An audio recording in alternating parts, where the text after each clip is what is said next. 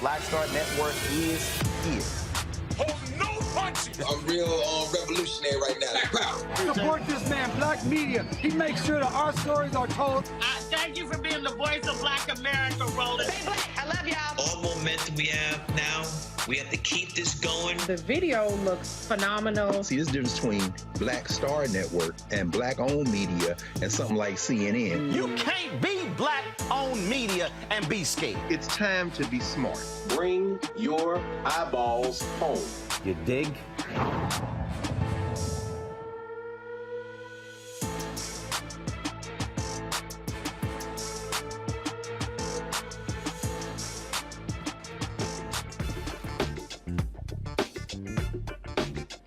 Today is Friday, February 10th, 2023. Coming up on Roland Martin Unfiltered, streaming live on the Black Star Network. A Roland Martin exclusive. A Texas man files a federal lawsuit against Killeen, Texas police officers in the city for excessive force following a seizure. We're the first to have the body cam footage of him being tased in an ambulance.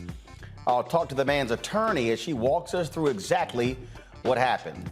Staying in Texas, Dr. Ruth J. Simmons, the president of Prairie View A&M University, resigns 4 months early. Why? A dispute with Texas A&M University System Chancellor John Sharp over hiring during the rest of Simmons' term as president. She releases a scathing letter.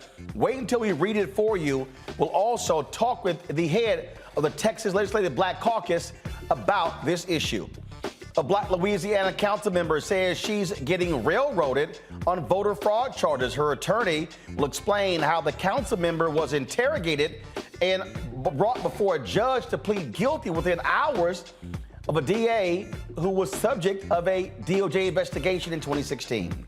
And in our Education Matters segment, a high school dropout overcame the odds and is now, with the help of his son, teaching others how to overcome wealth barriers with his financial Literacy Academy. Folks, it is time to bring the funk on Roland Martin Unfiltered on the Black Star Network. Let's go. He's got it. Whatever the biz, he's on it. Whatever it is, he's got the scoop, the fact, the find.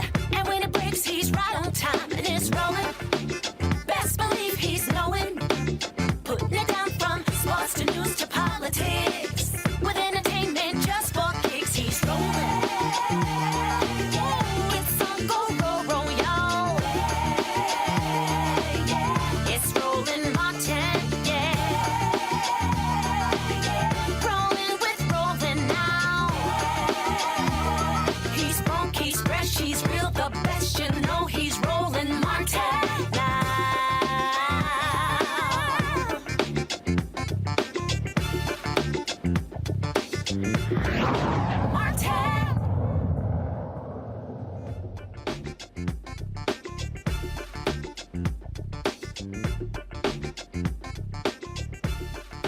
Folks, here a Roland Martin exclusive. A Texas man, folks, was tased in an ambulance after he had a seizure. He was tased by Killeen police officers. He has now filed a federal lawsuit against the 3 police officers, as well as the city, alleging that his civil rights were actually violated. Truman McCollum Jr. suffered a medical emergency at a Burger King parking lot, causing him to hit another vehicle. This took place on January 16, 2021. Now, he was not responsive when he was removed from his car. He is then taken to an ambulance. Now, this is exclusive body cam video provided to us by his attorneys, shows Truman being tased multiple times in the ambulance, and again when they moved him to the police car. Now, before we show you the video, we want to warn you because it could be triggering for you. This is the first time, again, that this has been actually shown. So let's play the video.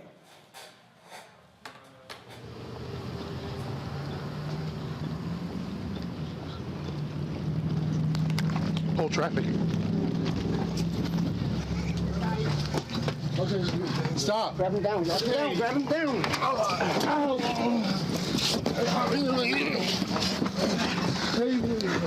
Get your taser. Get your taser. Stop being the taser. Here we go. Stop. Stop. Let me see your hands. Turn around. Turn around. Get on your stomach. Get on your stomach.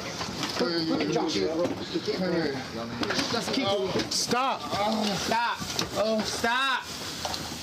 Oh, come on. Turn around, quick. Hey, come on, man. Face that way. Oh, face that way. Okay, man. Stop. Here we go. Quit. Hold the spot. Here we go, please. Get down, get down. Oh, man.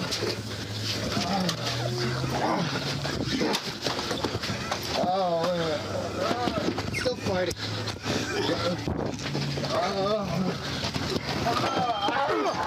Quit! Get his arms! Quit moving! Get his arms! Get his arms! Watch that taser! Sarah, we need more units! Stop! Give me your hand! Quit!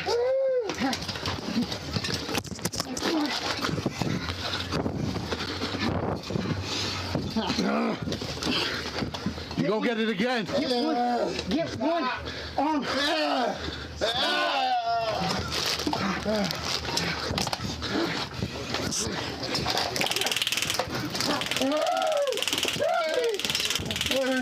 Let me see your hands.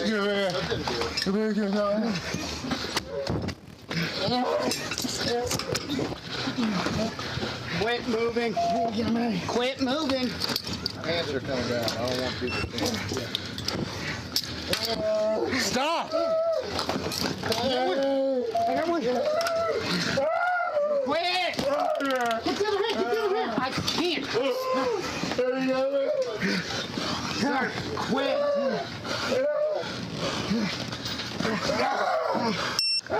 Grab this one. Keep it there. Quit!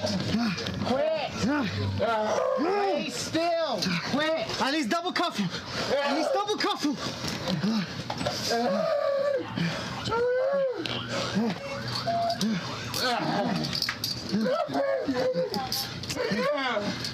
We're working on it. We'll drive slow. It doesn't matter how it gets put on.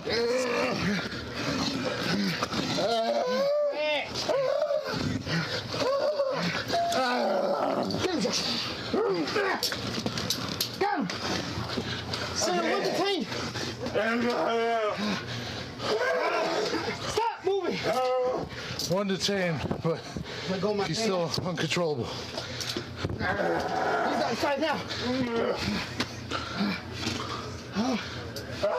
Quit. Fuck. You all okay? Yeah. Hey, calm down, man. Calm down. Calm down. That's Melinda's. Quit! Calm down. Calm down. We're inside the ambulance. All right. Chill. Breathe. It's okay, we can get him out of here. Hey, look, we're just trying to...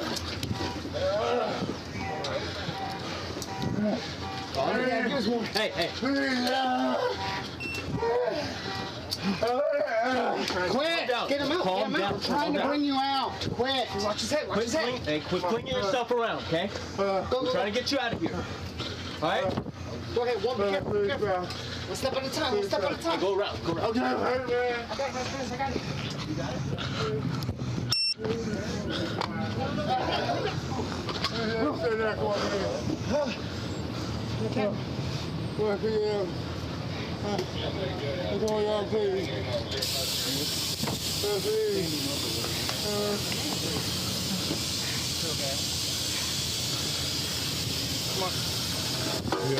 Simple. Come on, man. Stand up. All right, come on. 50? Hey, you really couldn't tell me. Really please my hand, hey. Closest one, closest one.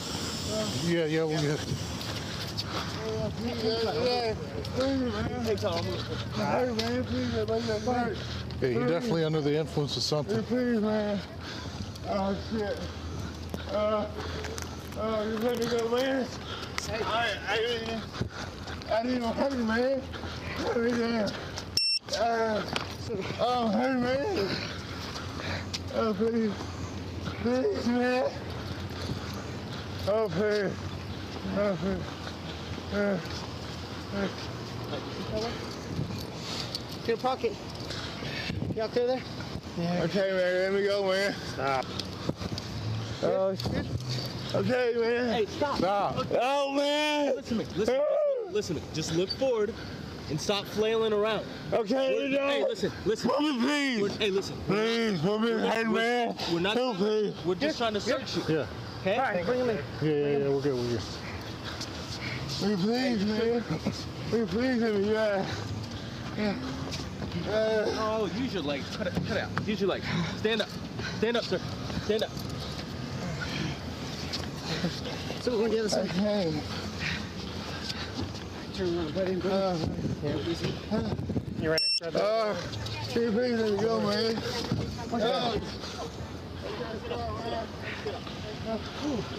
I seen you moving around in there. I was like, oh shit. Oh, man, come let me out. Please. Yeah. You tased my Okay, let me get myself out. You got me. Okay, let me out. Stop flailing. I tased you? Yes. What? Yeah. I'm like, ah!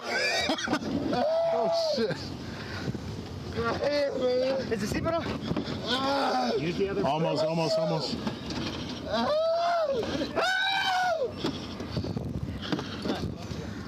So he's 95. Yeah. 34, 31, he's 95. That's me. All right.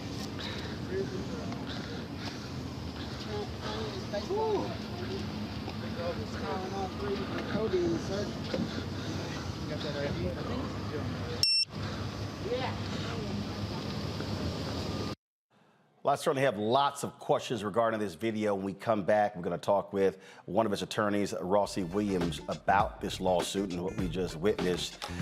Folks, we'll talk to her when we come back on Roland Martin Unfiltered, the Black Star Network. Don't forget, download the Black Star Network app, Apple phone, Android phone, Apple TV, Android TV, Roku, Amazon Fire TV, Xbox One, Samsung Smart TV. Also, support us in what we do. Your dollars make it possible for us to cover the news every single day. Send check-in money orders to P.O. Box 57196, Washington, D.C. 20037-0196. Cash App, $RM Unfiltered. PayPal, R Martin Unfiltered. Venmo is RM Unfiltered. Zelle, Roland at RolandSMartin.com. Roland at RolandMartinUnfiltered.com. Get a copy of my book, White Fear, How the Browning of America is Making White Folks Lose Their Minds, available at bookstores nationwide. You can also get it from Target, Books A Million. Download your copy on Audible or order through your favorite black bookstore. Also, don't forget, today is the last day to vote for us for the NAACP Image Awards. You literally have less than 3 hours. Go to vote.NAACPImageAwards.net. What you then do is simply go to the Outstanding News Special category, look for Roland Martin Unfiltered, Black Votes Matter, Election Night 2022. Cast your ballot for us. Again, the deadline is 9 p.m. tonight, so please cast your ballot. We'll be right back.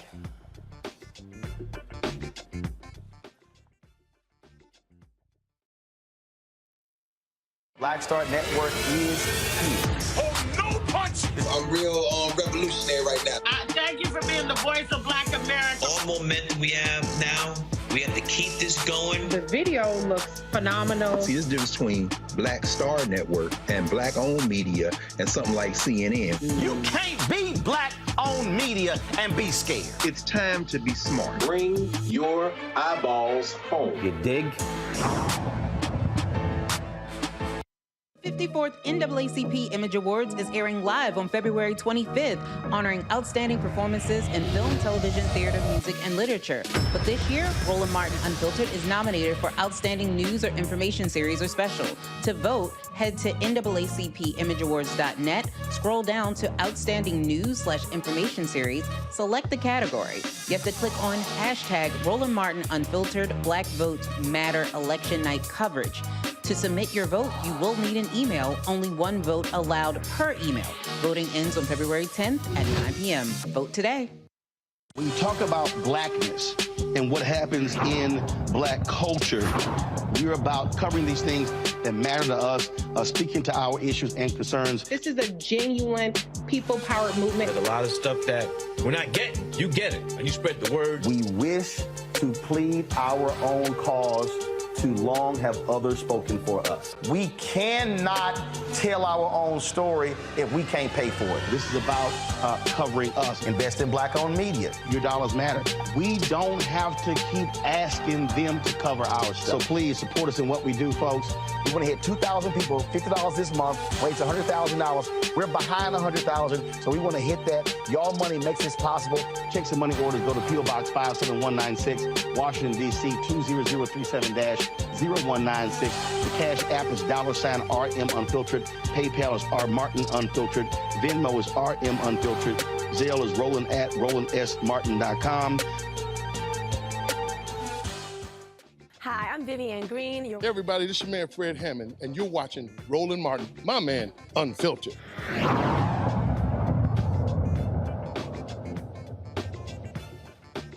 All right, folks, let's talk about that video we just saw. A black man is suing the city of Killeen, Texas Police Department, plus 3 officers for being tased while he was in an ambulance. Rossi Williams is one of his attorneys, and glad to have her on the show. Rossi, I want to start with, so this is where I'm confused.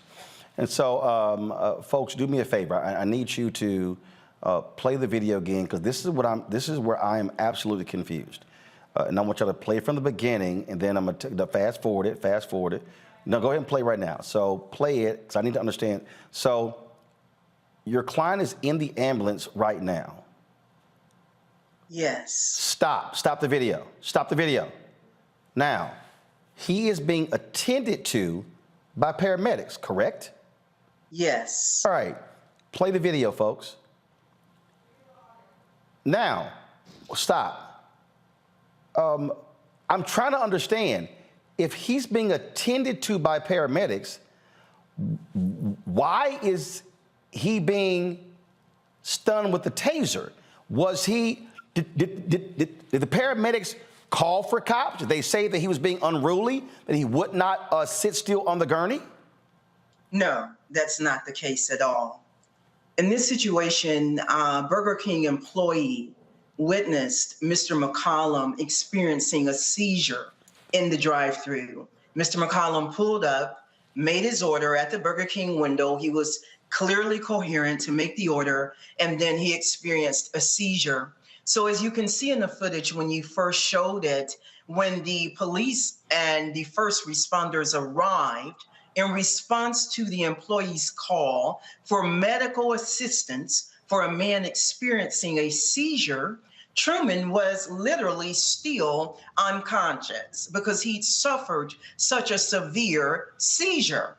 As a matter of fact, it's not even in dispute as to whether or not he was unconscious or incoherent, because even the officers themselves, throughout the body cam and later in their statements, made the statement that Truman was incoherent. He was unresponsive at that time to command or stimuli. Those are their exact words. And so there was no reason for the city of Killeen Police Department to have tased him, to have done anything to him. The first responders were there, and they'd taken him into the ambulance to receive the necessary treatment. That's why I just, again, okay, so they get a call, a medical emergency. Yes. Cops show up, ambulance shows up. Yes. He has a seizure. What the hell is the rationale for tasing somebody who has had a medical emergency and he's literally in the ambulance on the gurney being attended to by paramedics? There is none, Mr. Martin, and I do want to make sure I say it's such a privilege to be here with you on your show. I did not have that opportunity to say that, but I definitely believe in giving honor where honor is due. So there was no reason for them to do so. As a matter of fact, what I'd like for everyone who's watching or listening to do is to imagine that at the very moment right now, you are doing exactly what you are doing, and you are in your right mind, and you know what you are doing. Then you experience a seizure, which renders you unconscious. This means that the last thing you recall is whatever you are doing right now. Then you gradually begin to awaken out of the seizure. But when you awaken and you're not even fully in your right mind yet, you are not in the place where you were right now when I ask you to imagine that you experienced a seizure.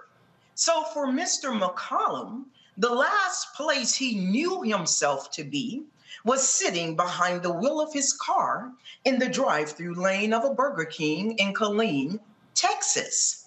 But when he began to gradually awaken, not still yet coherent, not still yet in his right mind, what he awakened to was being strapped down inside of a container, because remember, he's on the gurney looking upward, with police, first responders, people surrounding him, and he doesn't know what happened.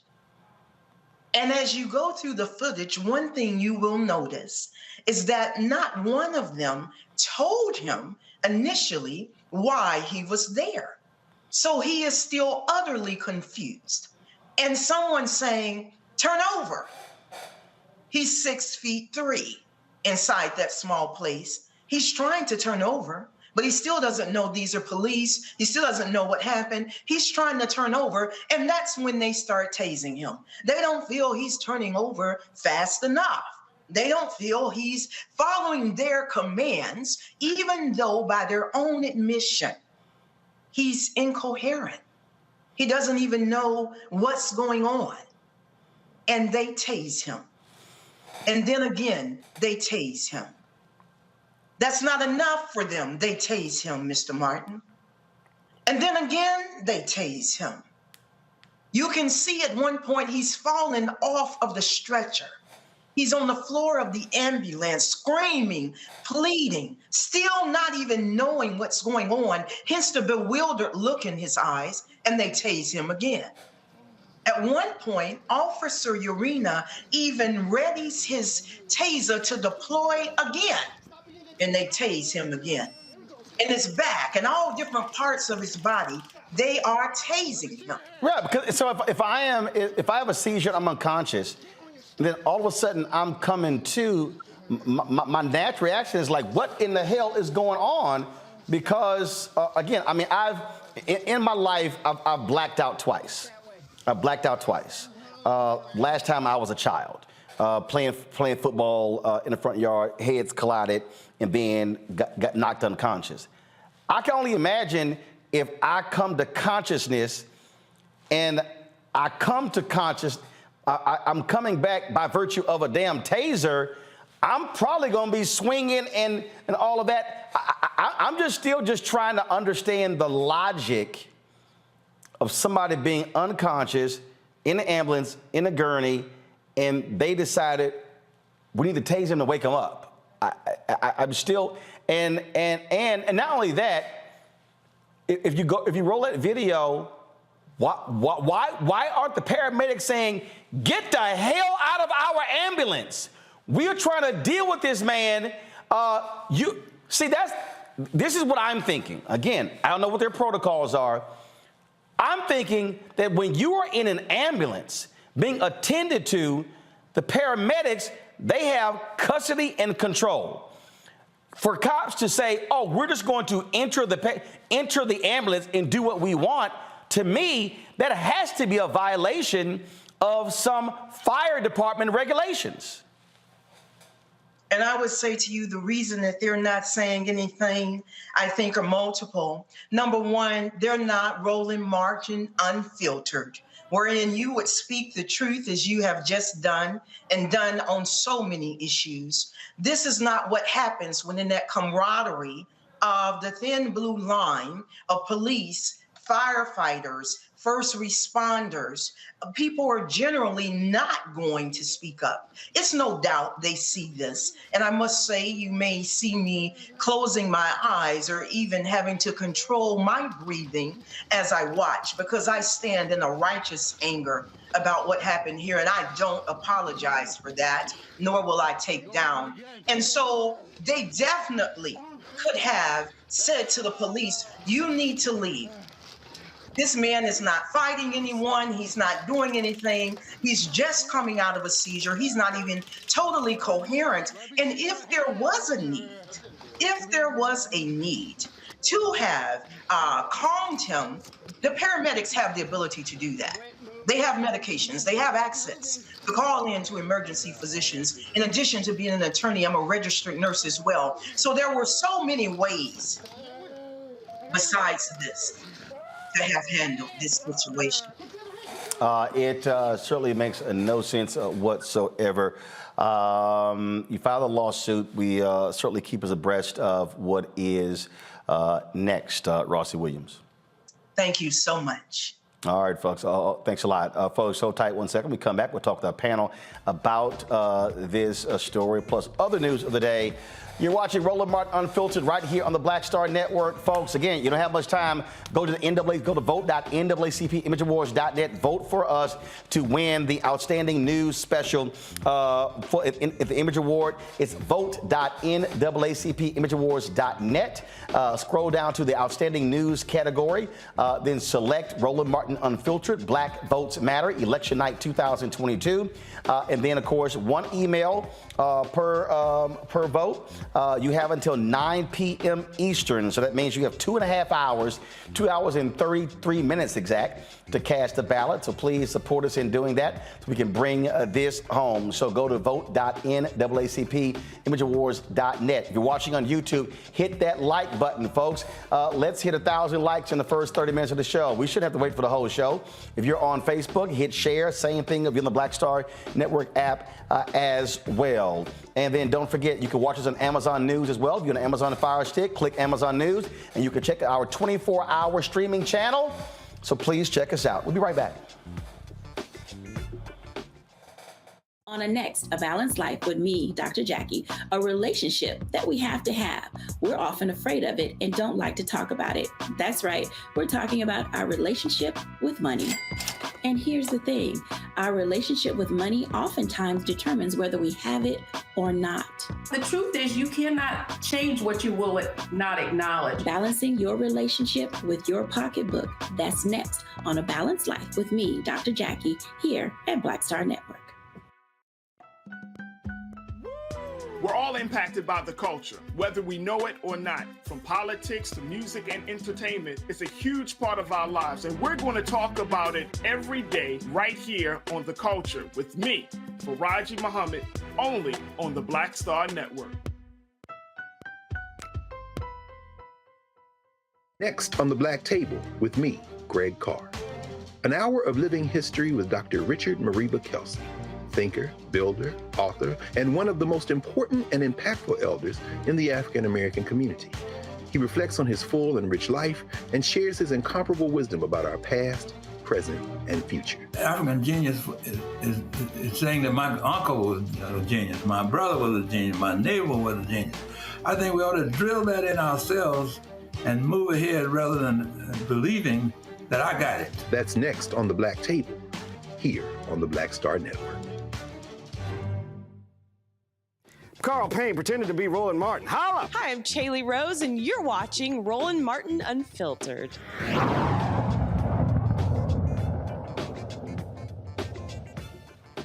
All right, let's welcome our Friday panel, Kelly Bethea, communications strategist, Michael Imhotep, host the African History Network show, Matt Manning, civil rights attorney.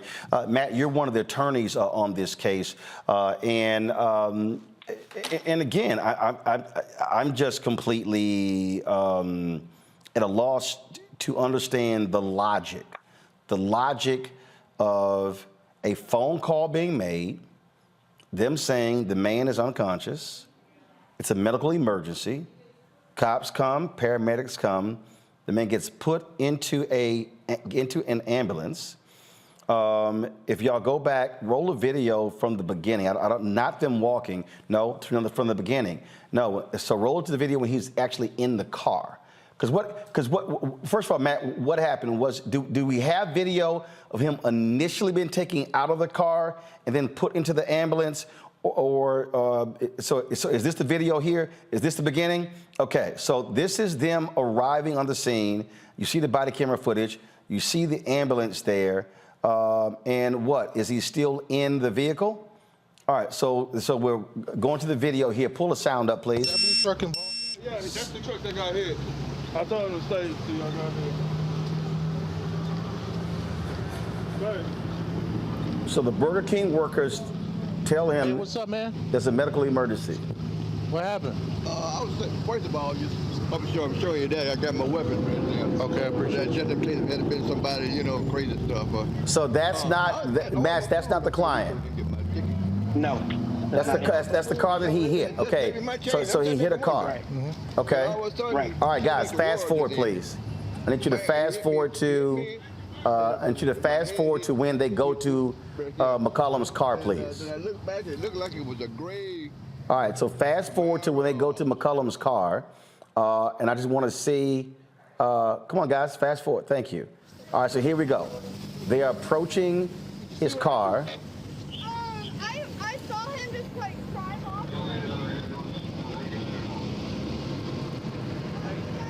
And so we see him in the car.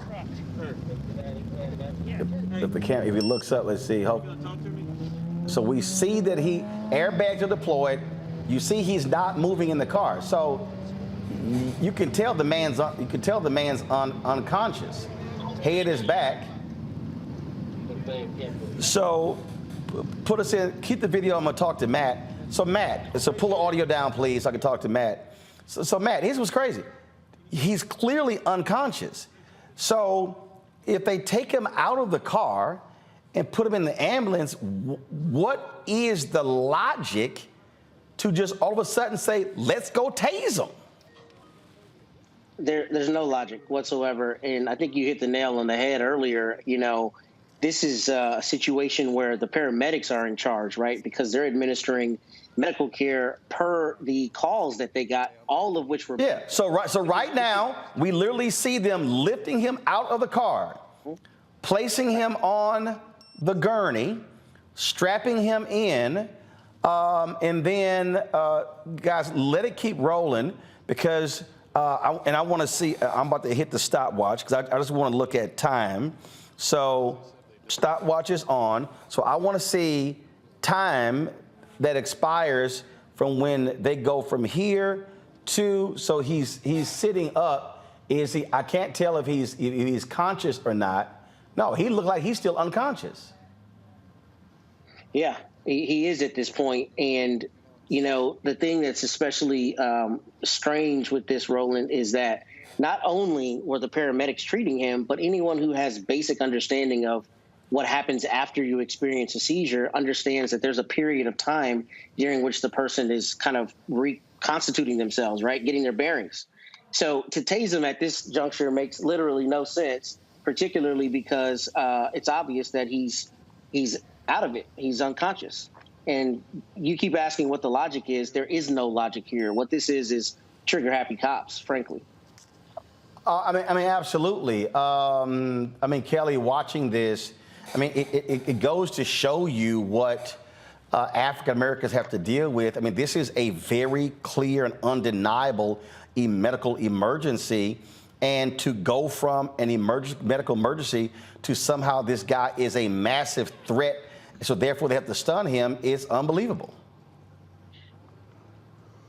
You're absolutely right. I pause because it is so angering to me to see yet another video like this. We have seen so many. I've been on your show for almost 4 years now, and it's at least once a month that we see a video where a Black person is being pretty much terrorized and or tortured by cops who do not understand that not only Black lives matter, but Black people are human, period. There's no reason why you see an unconscious Black man and still see him as a threat to your profession and to your life, such that you need to tase him while he's not doing anything to you, because he literally cannot do anything. Who is, and Matt can probably talk about this, but did the tase, he was tased 6 times, from what you just said, did that not worsen his condition? Who's to say what the lasting effects of this will be? Why would you tase somebody who already went through a seizure, who is still, technically speaking, going through the seizure until he is medically diagnosed as being out of it? I want to know whether the EMTs have been implicated in this at all, because I feel like they did not take into consideration their patient when they let these cops in, right, into the ambulance, and how they just didn't have regard for his life, even though that's their job too. Guys, I don't know why that I have, and it's all just absolutely absurd. Why are we playing the video again? Okay, what I was trying to do is I wanted to see how long, folks, it was for him being taken out, and then the next video of them going into the ambulance. And so, was this not one continuous video?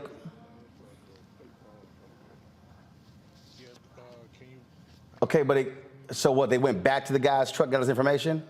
Okay, all right. So what I need y'all to do is mark the video where they took him out. Mark that video, fast forward to when they actually, and then tell me how much time elapsed. No. Listen to me again. Go back to the point when they took him out of the car. Look at the timer and tell me what that time was.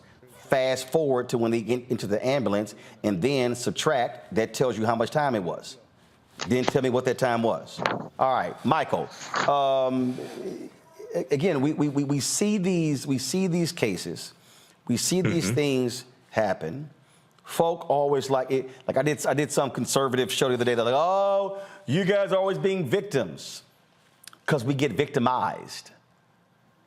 Fact of the matter is, I just don't understand. If you're unconscious, how are you a threat? Right. I'm black while being unconscious, I guess. I don't know. I'm reading this story. I saw the interview with the attorney, brilliant sister. I'm listening to Matt, and I'm trying to figure out something. So I think, Matt, the article from kdhnews.com, I think they quoted you. One of the things that one of the attorneys, I think it was you, Matt, that mentioned that the police officers would try, at least a couple of the police officers were trying to make up a charge after they already tased Mr. McCollum multiple times. We have that. I wanted more information about that, Matt. And then also I was trying to figure out at what point did they first start tasing him? And have you gotten any explanation from the police department or anything like that behind this? No, Michael, great questions, and I'll answer all of them. The first thing I'll tell you is, ironically, I got the city's motion to dismiss as I was waiting for the show today. So they just finally filed into the case. Yeah, literally probably half an hour ago, because, they probably know that we're preparing to do further media there in Killeen on Monday. But the first question that you asked, Michael, is that's actually one of the worst parts of this case, and it comes near the end of the video. But near the end of the video, the sergeant who comes on is actually a Black woman. and she's talking to two of the officers who are involved, and she says almost verbatim, "What do we have him on? Now that he's gone, once he's left the scene, what do we have him on? Because we got called out here for a medical charge, right? So what do we have him on?" So then the officers start talking for probably 3 minutes plus about what they're going to charge him with. And they're trying to determine, should we charge him with resisting arrest? Should we charge him with, another offense, DWI? And one of the officers who's been sued as well says you can't charge him for resisting because you can't say that he was coherent enough to recognize you were the police. Oh, wow. So they themselves recognized he wasn't coherent. And that's in the video. That's not us reaching out. That's in the video. So on the video, you hear them discussing this, but here's the other deal. You haven't determined what happened to him. Right. So again, if you're the cops, because this actually happened, this was 3 years ago. I'm in D.C., and I'm on the freeway, and there's this guy, and he is driving he's weaving in traffic. It's all traffic, and he is driving along the median. And what happened was he literally starts ramming into other cars, and he's scraping like 10, 20 cars. And I'm like, what the hell is going on? What happened the next day? The next day, I see on the news, there was a medical emergency. I think he was either suffering a heart attack, a stroke, or same thing, a seizure. And this guy was driving. And so I went, oh, that explains what I actually saw. So if you're a cop and you arrive there, you haven't run a breathalyzer, so you can't say he was drunk. You don't have any toxicology report. You can't say he was high. The man is unconscious.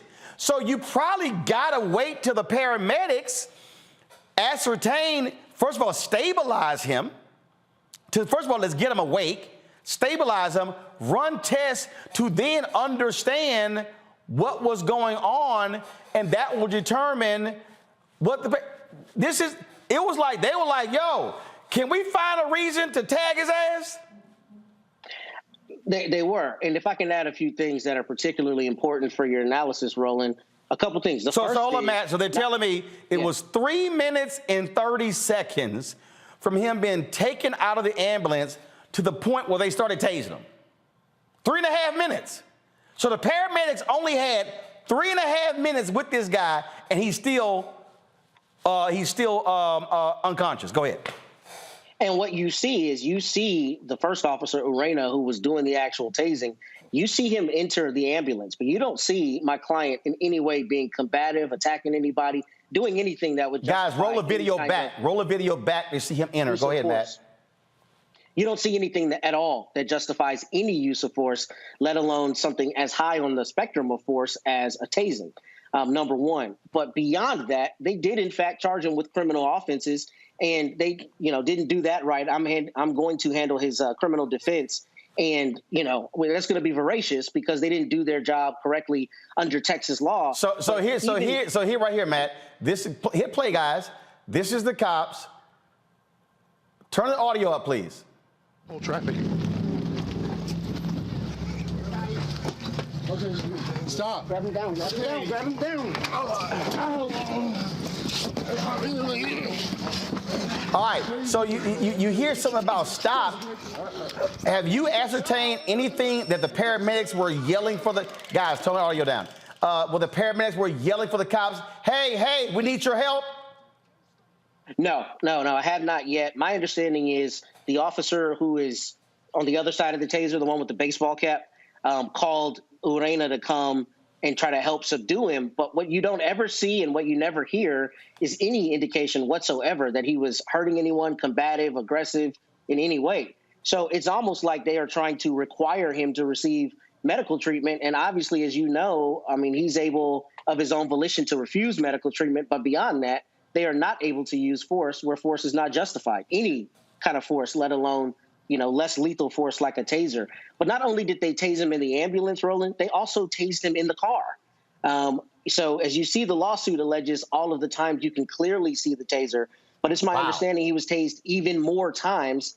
And without saying too much, there are objective third parties who received him and made contact with him after this ordeal who were irate, not only to the extent of they thought that this is the kind of thing that the city of Killeen does all the time, but also that what happened to him objectively is just indefensible and without any kind of justification. So I think what you should really show is the end of the video so you can see the police trying to get together to come up with a charge. And now he's facing a misdemeanor criminal charge when he had a medical issue. And by the way, during the time that the police are trying to figure out what's going on, the Burger King people are the people who called 911 to begin with. But one of the managers comes out and shows one of the officers the actual video where they saw him have the seizure. And he says almost verbatim, see, you can see him twitching in the car. You know, he had a seizure.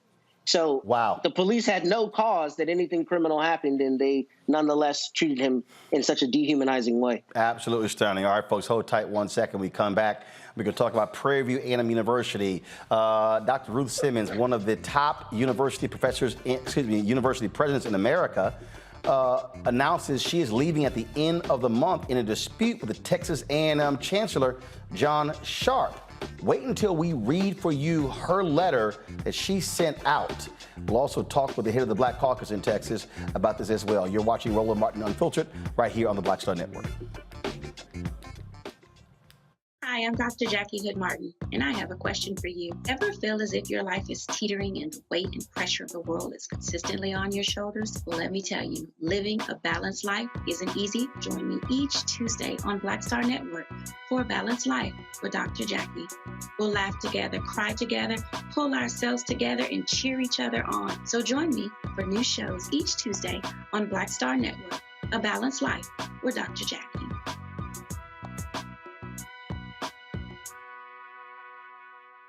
54th NAACP Image Awards is airing live on February 25th, honoring outstanding performances in film, television, theater, music, and literature. But this year, Roland Martin Unfiltered is nominated for Outstanding News or Information Series or Special. To vote, head to NAACPImageAwards.net, scroll down to Outstanding News/Information Series, select the category. You have to click on hashtag Roland Martin Unfiltered Black Votes Matter Election Night Coverage. To submit your vote, you will need an email. Only one vote allowed per email. Voting ends on February 10th at 9 p.m. Vote today. Black Star Network is here. Oh, no punch! I'm real revolutionary right now. Thank you for being the voice of Black America. All momentum we have now, we have to keep this going. The video looks phenomenal. See, there's a difference between Black Star Network and Black-owned media and something like CNN. You can't be Black-owned media and be scared. It's time to be smart. Bring your eyeballs home. You dig? Hi, I'm Teresa Griffin. Hi, my name is LaToya Luckett, and you're watching Roland Martin Unfiltered.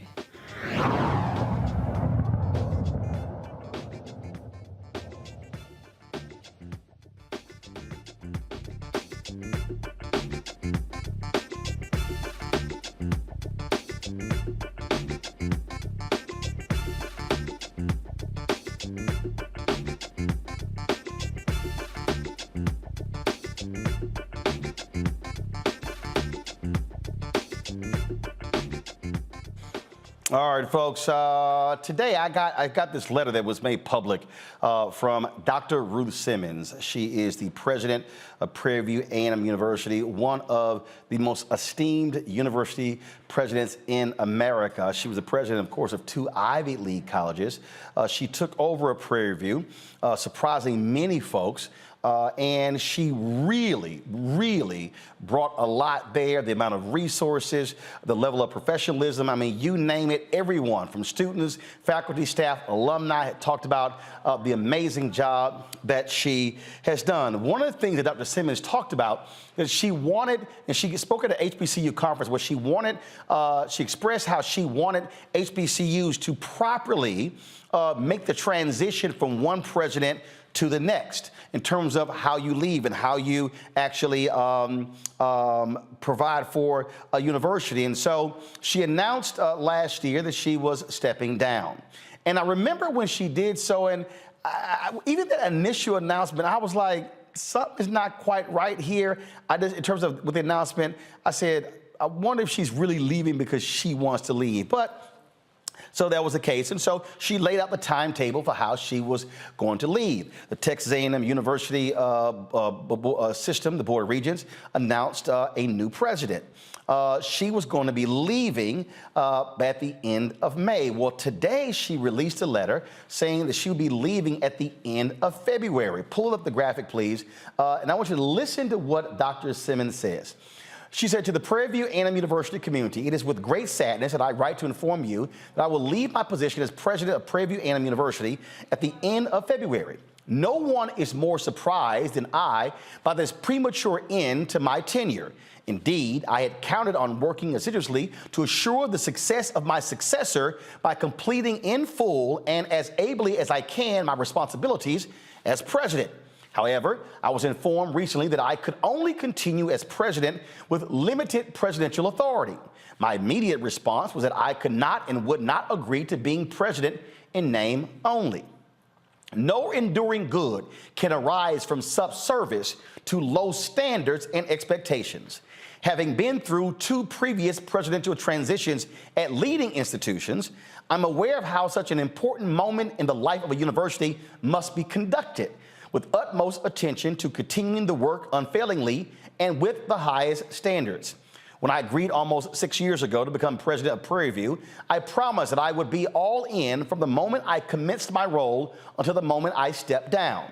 I believe that promise to be inviolable. I cannot now become a leader accepting lowered expectations. I will continue to speak out for high standards and just decisions on behalf of the university and other HBCUs. I will support the efforts of faculty, staff, and students who seek the best for themselves and their university. We must not be held hostage to how others choose to see us or treat us, but instead continue to chart our own path, demonstrating the pride, commitment, and integrity that defines us. I now say to you all what I have said to graduating students in years past. Work hard to achieve at the highest level, be strong in your convictions, insist on being treated with the fairness you deserve, and continue always to seek justice. With immense gratitude for your support and friendship, Ruth J. Simmons. Now, John Sharp, who is the chancellor of the Texas A&M University system, he released his own statement in response to her letter. Please pull that up. This is what he said. He said, when presidents in the Texas A&M University system announce they are leaving, they cannot hire senior staff or deans except on an interim basis so that the new president can choose the leadership team he or she will be working with during their term. This decade-long policy applies to all of our presidents. It should be noted that we afforded the same courtesy to Dr. Simmons when George Wright announced his retirement as president of Prairie View A&M University. We simply believe new presidents should be able to choose their top staff. As an example, Mike Young announced his retirement over a year before he left Texas A&M University, and he could not hire a dean or top staff except on an interim basis. That allowed the new president, Kathy Banks, to fill those slots. I informed Dr. Simmons that we will not make exceptions to this policy, and she chose to resign. I am sorry she chose this path, but I am forever grateful for her service at Prairie View A&M University and look forward to even greater things in the future. Dr. Tamika LeGrand will assume her duties as president on June 1st, as previously planned. That is Chancellor John Sharp. Joining us right now is Representative Jarvis Johnson. He, is, of course, leads the Texas Black Caucus there. Representative Johnson, glad to have you. So, Dr. Ruth Simmons is no joke. This is not a woman who suffers lapses of judgment, if you will. This is a woman who served as the president of Brown University, Ivy League University, for 11 years. She also later became the president of Smith College, called one of the Seven Sisters, the largest women's college in the United States. And so she is one of the top leaders. Is John Sharp trying to convince me that she's saying, I need to do what my predecessor couldn't do, what other presidents couldn't do? Is there something else going on here?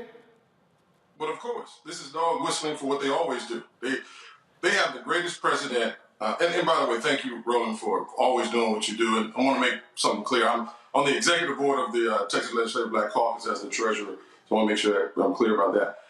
But you're the former chair, so I got you. Okay, go ahead.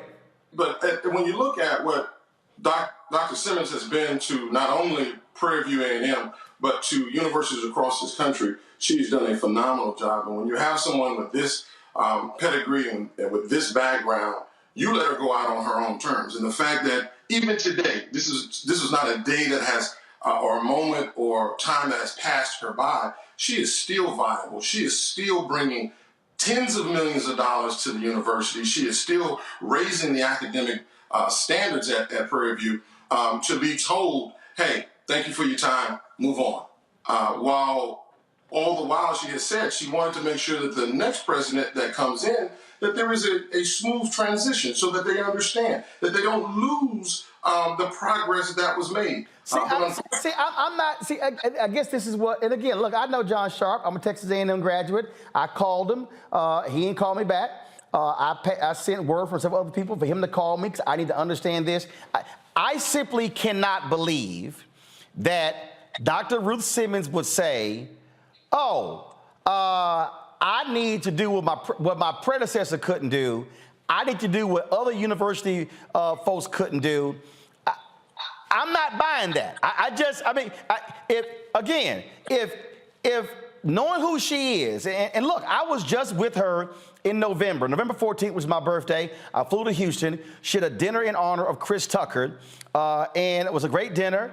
And sitting there at her table, listening to her talk about the vision, how she conducted herself. This is not a woman who is just going to pop off and just fire off. No, this is someone who carries herself with a high degree of dignity.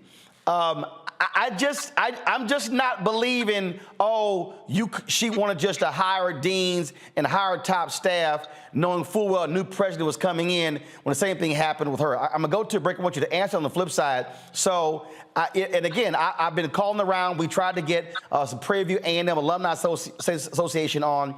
I've been told by many people this was a talk of the Prairie View alumni chat rooms all day. But something just... my gut is saying something else is at play here and not what Sharp said there. And so I want to come back and talk about that when we come back. Again, folks, you're watching Roland Martin Unfiltered on the Black Star Network. Hit the like button if you're watching on YouTube. Share button on Facebook. Same thing, the Black Star Network app. Speaking of the Black Star Network app, download it if you have not done so. We got 1 million subscribers on YouTube. We need 1 million downloads of the Black Star Network app, folks. We own it. We control it. This is how we control our own destiny. Download it to your iPhone, Apple phone, Android TV, Apple TV, Roku, Amazon Fire TV, Xbox One, Samsung Smart TV. Speaking of Amazon TV, Fire TV, we are actually on the Amazon Fire Stick. You can click Apple, you can click Amazon News. You can watch our 24-hour, 7 days a week streaming channel right there, along with CNN, MSNBC, and the rest of them on Amazon Fire TV. And we got some great news coming up, some other announcements, how you can see our 24-hour channel. So trust me, we got some great things coming down the pipeline, and we'll be discussing more of this Prairie View story, which is confusing to me right here. We'll be right back. Hatred on the streets, a horrific scene, a white nationalist rally that descended into deadly violence. White people are losing their damn minds. As an angry pro-Trump mob storms the U.S. Capitol, we've seen shooting. We're about to see the rise of what I call white minority resistance. We have seen white folks in this country who simply cannot tolerate black folks voting. I think what we're seeing is the inevitable result of violent denial. This is part of American history. Every time that people of color have made progress, whether real or symbolic, there has been what Carol Anderson at Emory University calls white rage as a backlash. This is the rise of the Proud Boys and the Boogaloo Boys. America, there's going to be more of this. Here's all the Proud Boys, guys. This country is getting increasingly racist in its behaviors and its attitudes because of the fear of white people. The fear that they're taking our jobs, they're taking our resources, they're taking our women. This is white fear.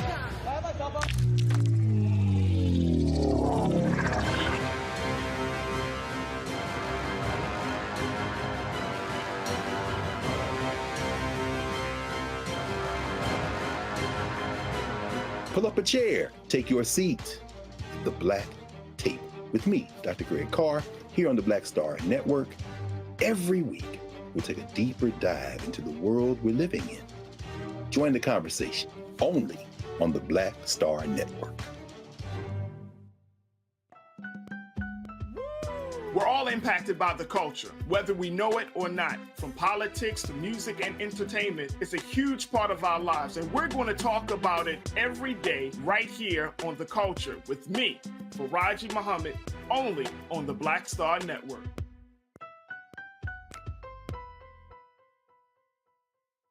What's up, y'all? I'm Will Packer. I'm Chrisette Michelle. Hi, I'm Chaley Rose, and you're watching Roland Martin Unfiltered.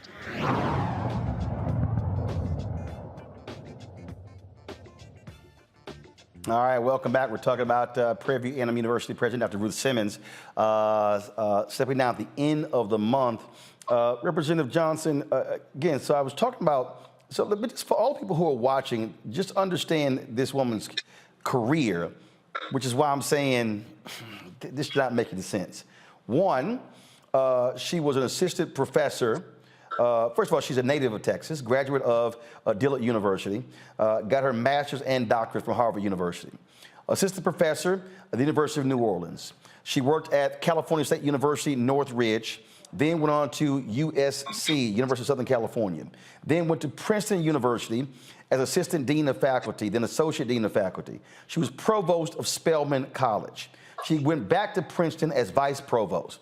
She became president of Smith College and led the university for 6 years from 1995 to 2001. Then she became the president and the first African-American woman to lead an Ivy League school when she took over Brown University, serving there again for 11 years. Led a $1.4 billion initiative, the largest in the university's history, again, hailed as one of the top university presidents in America.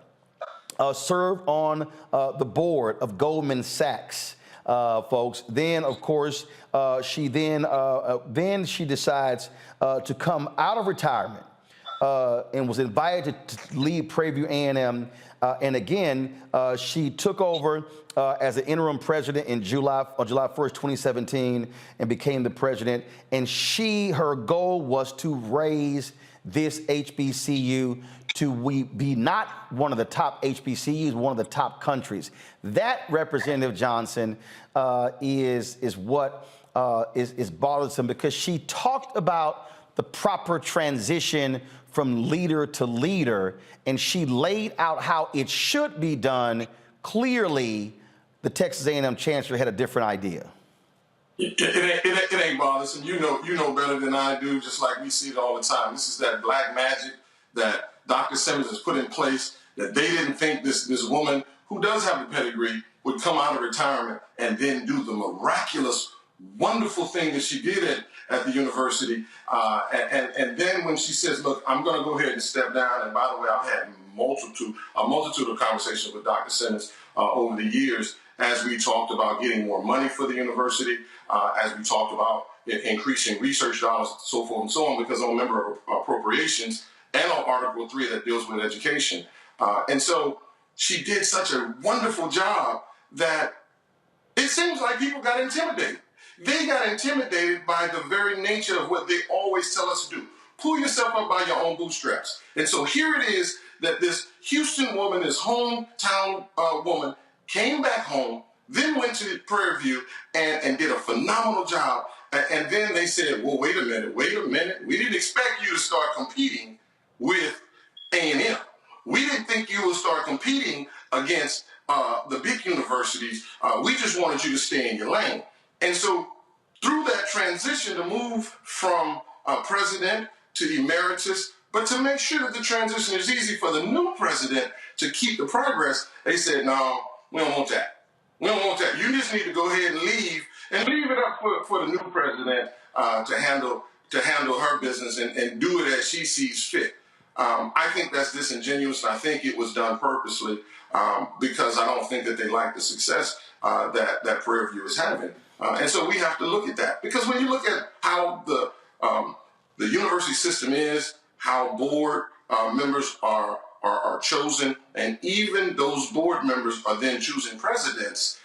They want to choose presidents based on what they think is going to be best suited for their narrative and what they want. Dr. Simmons pushed the envelope. She pushed the envelope when it came to critical race theory. She pushed the envelope and letting students speak their mind and do the research that was necessary. That upset a lot of people that didn't want her to do that. But Dr. Simmons said over and over again to me, I'm comfortable where I am. I've had a great career, and there's nothing that you could do to harm me. But at the end of the day, they do want to make sure that they're destroying her legacy by simply telling her leave. And I think that in itself is very hurtful, very disrespectful for a woman like Dr. Simmons, who has done a phenomenal job at Prairie View and giving all HBCUs a great day. Indeed, Representative Johnson, we really appreciate it. Thanks a lot. Thank you, my brother. Sir. Michael, I'll go to you. The thing here, first of all, folks, like I said, this is a photo of me with Dr. Simmons, as well as Houston Mayor Sylvester Turner. This is from November 14th, when she had the dinner in Houston for comedian Chris Tucker. And she, again, I just don't understand. If they said, Dr. Simmons, you can't hire deans and top staff because you're leaving in June. That's what happened with your predecessor. This was happening with every university president. I don't see Dr. Simmons saying, oh, that's unacceptable. That's why I'm like, this is not, again, I've covered a lot of stories. If you go back, guys, pull her letter up again. You read this, come on, pull her letter up, come on. Come on, let's go. You read her letter. When she says, no, go to the next page.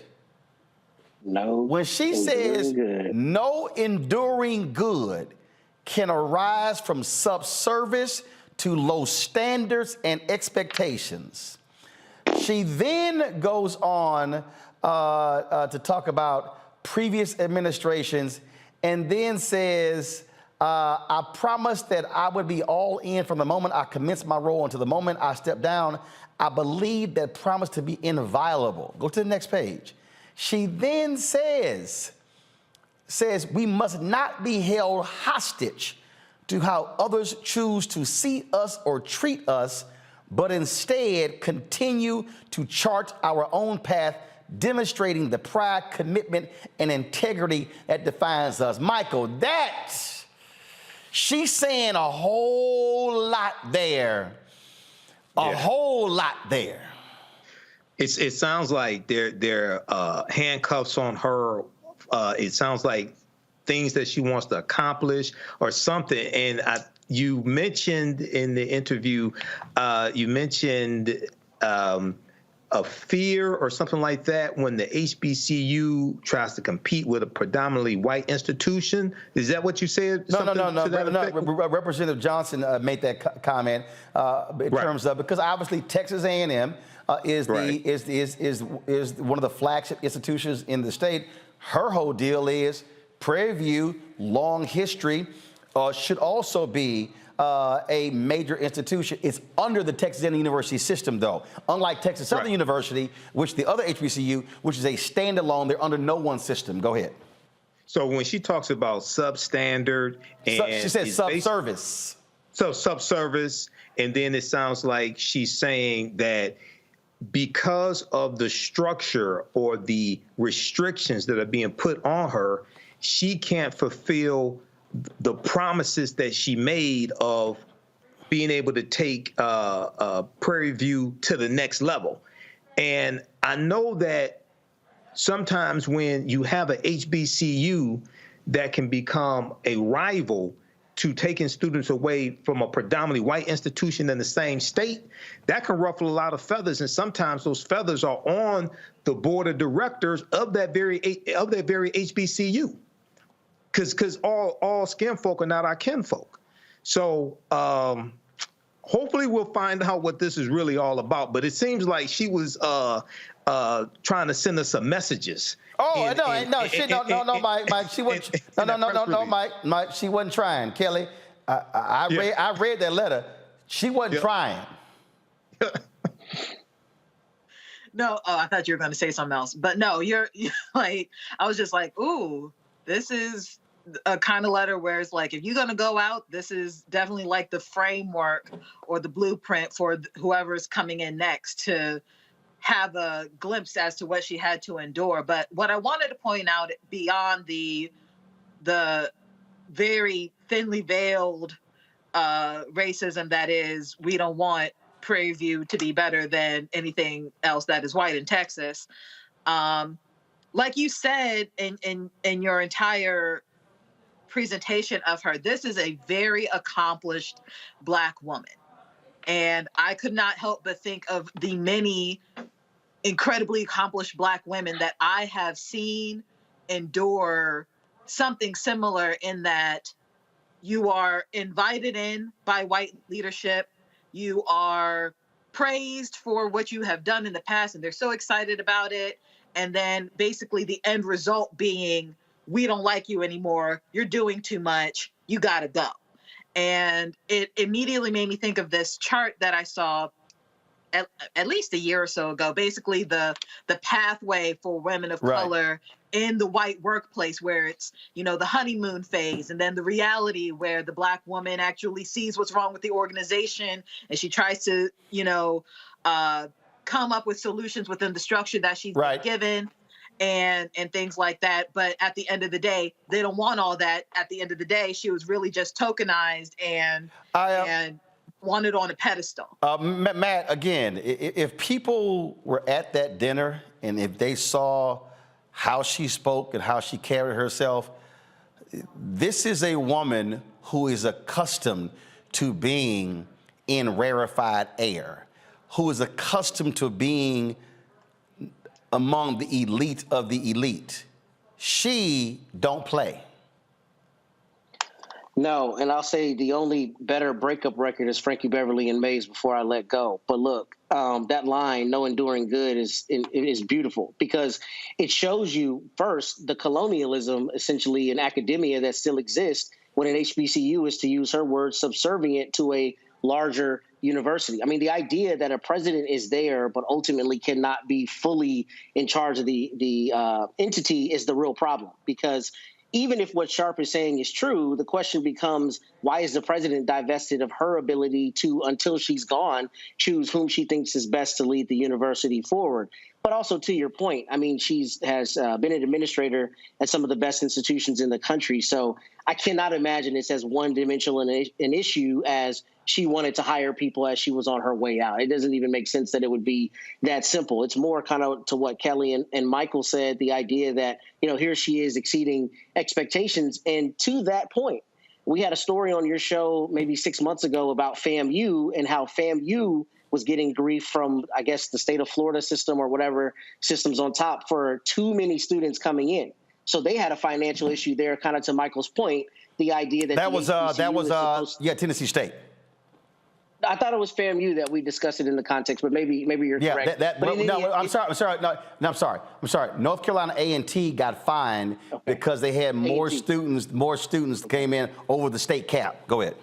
Correct. And I'm sorry, I said the wrong university. But the principle is still the idea that the system is not happy with the idea that the HBCU is punching way out of its weight class and not staying in its place. And, you know, the idea, if you read her letter, what she said pretty clearly is, I will not remain somewhere where we're subservient to low standards, but also where I cannot be the president the way I told you I would be president until I left.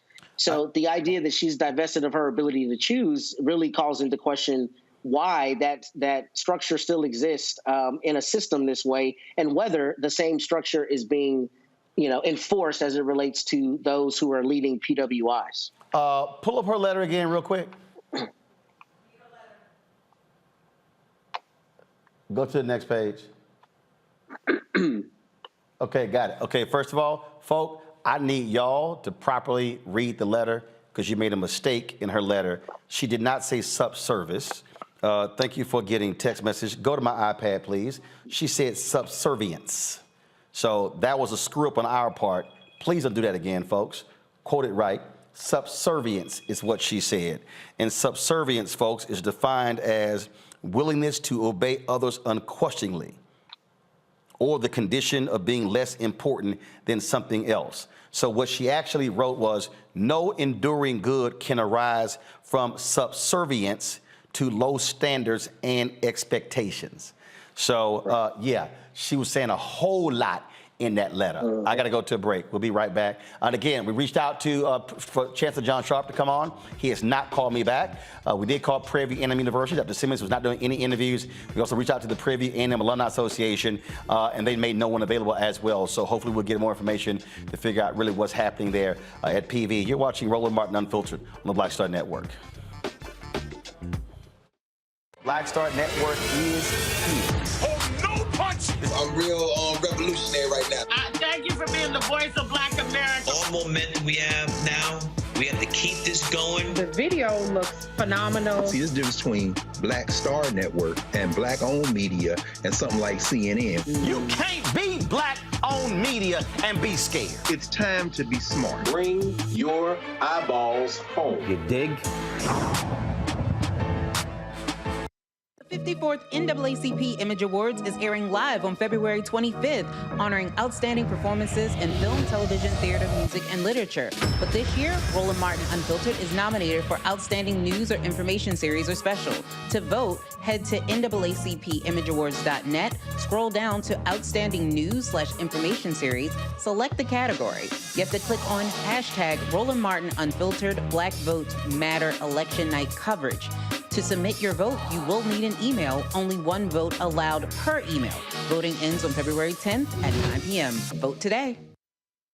Hi, I'm Vivian Green. Hey everybody, this is your man Fred Hammond, and you're watching Roland Martin, my man, Unfiltered.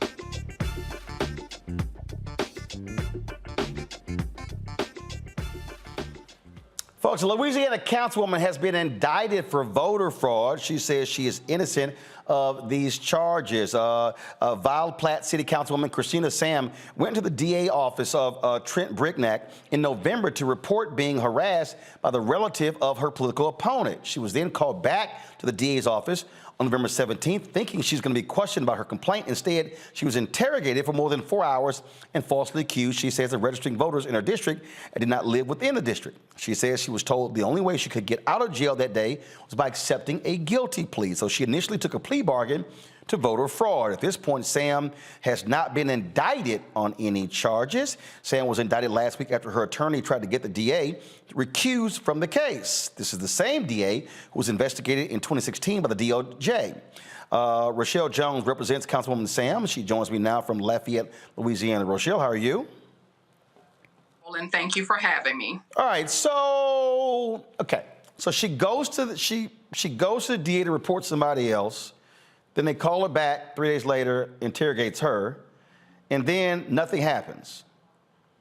That's correct, Roland. Nothing happens, and she's called 2 days later to return to the DA's office, and she was under the belief that she had to go and provide information about the complaint she made. Instead, when she arrived to the DA's office, she was locked in a room for more than 4 hours with the district attorney, Trent Brignac, and his office investigator, and interrogated.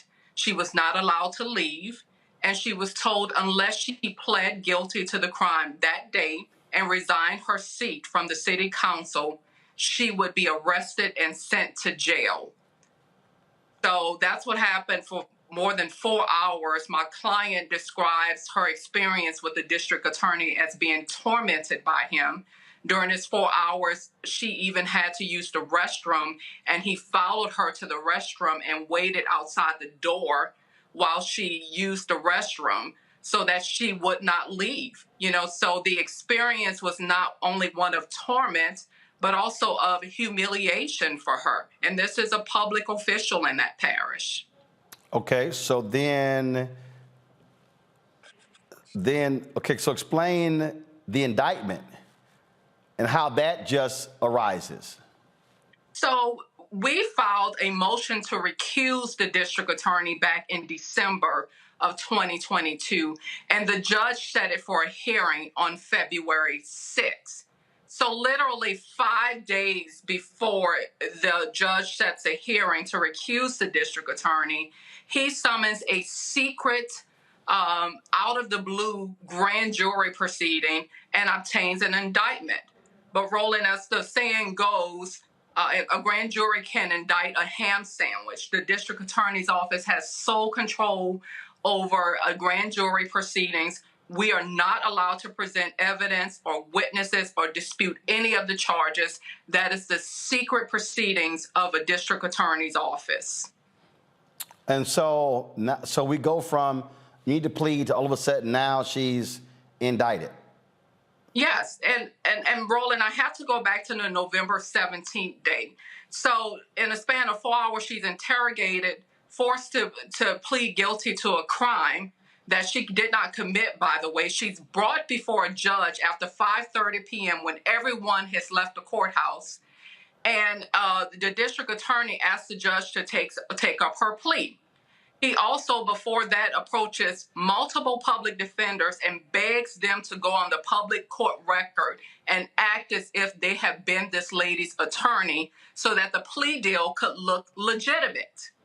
All of the public defenders refused to sign the plea form or participate in the proceeding.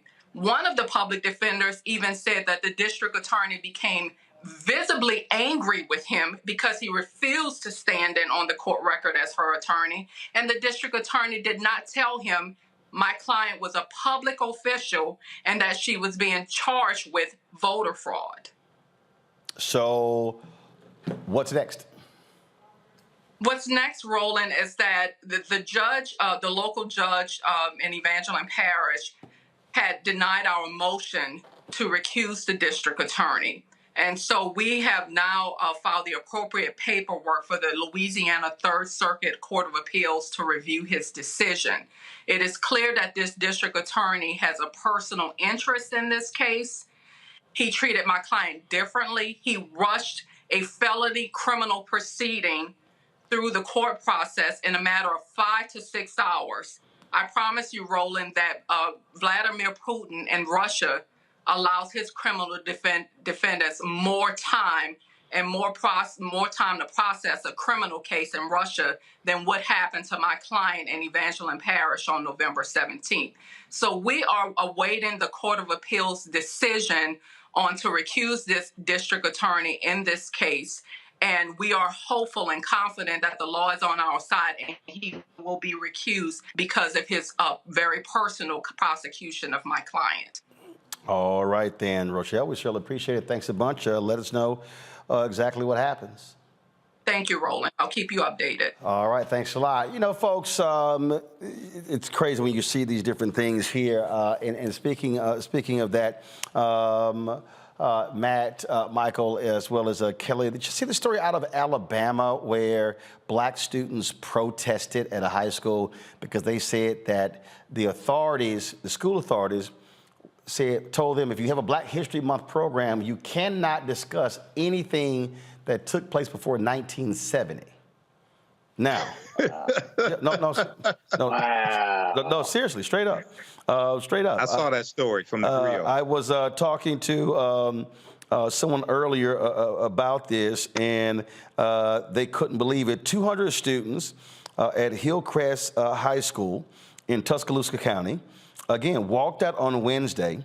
And again, they said that the principal said they could not reference anything that happened before the 70s, including slavery, the Black Panthers, or the civil rights movement. They said it was intimidation by the school.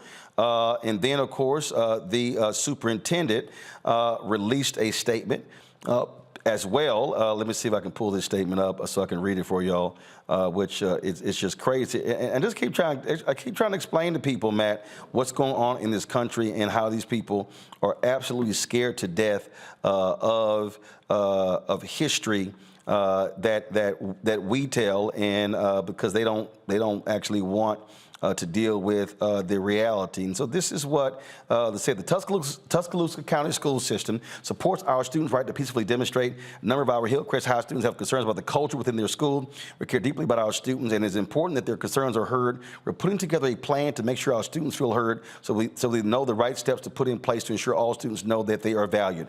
Okay, Matt, this is real simple. Either they were ordered to do that or not. So I don't want to hear a damn thing about no plan, about here our students. Were they ordered not to talk about anything happening before 1970? Yes or no? Exactly, period. That's the only question. And the thing that doesn't make any sense to me at all about this situation is, it seems like school boards and educational entities are just getting so brazen. I mean, what's the point of a history class if you're not going to teach history? And we see that not only in Florida with the AP class that DeSantis is trying to attack, but what you see right now is you see primarily conservatives, let's be honest, trying to attack history and objective facts and make it likened to things that we know were objectively racist history. And what I mean is they try to teach, or try to liken the civil rights movement to the Confederacy. They aren't the same thing. So the idea that students would be ordered not to discuss anything at a program before 1970 is absurd, because we're still dealing with racial issues today. And, for them to try to spin it is just BS. We know that. And we're seeing it all around the country. And we're seeing, unfortunately, that politicians are able to leverage this in some places. In Florida, here in Texas, there's an all-out assault on education, and the idea that any education that makes people offended, irrespective of its truth, is something that should not be taught. And that's, absurd, especially if we want a citizenry that knows the actual truth of what happened in the past. But bottom line here, Kelly, I keep trying to explain to people, they want to attack every single institution. This is about white fear holding on to power. It really is, but it also, in a ironic way, is kind of funny in them thinking that Black history ended after 1970. I'm not going to get into it because I'm sure Michael is about to give us a breakdown as to what happened between 1970 alone. No, he's not, because he's only going to have 30 seconds. Don't do that, man, like that. Right now, y'all keep laughing. Y'all taking this time. I understand, but you understand my point. There are plenty of things that happened between 1970 and 2023 that people can talk about that will make white people just as uncomfortable, just as fidgety, just as, frankly, guilty as things before 1970. So it's not something that is going to stop history from being told. You're just going to feel dumb about it either way. Right. Michael Kelly kept talking, so you only got 20 seconds to go. CBS 42 has a story about this, and number one, they should sue that school. Number two, in the statement from the superintendent, they did not say the students are lying. They did not say it didn't take place. Right. So that leads me to believe at least somebody at that school has an authority position said that. Lastly, we need to have Michael, you ain't got no lastly. I told you you had 20 seconds. You had 28. All right, I literally got to go to a break. I'll be right back. Roland Martin Unfiltered on the Black Star Network. You can't be starting with first, second. You got to go.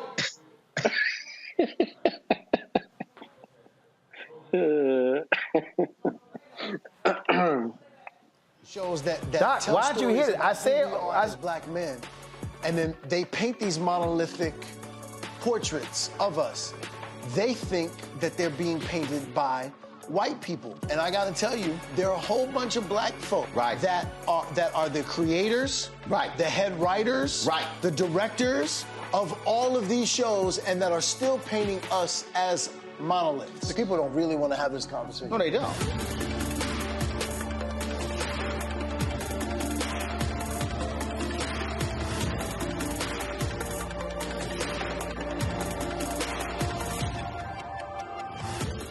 Next Next on Get Wealthy with me, Deborah Owens, America's Wealth Coach.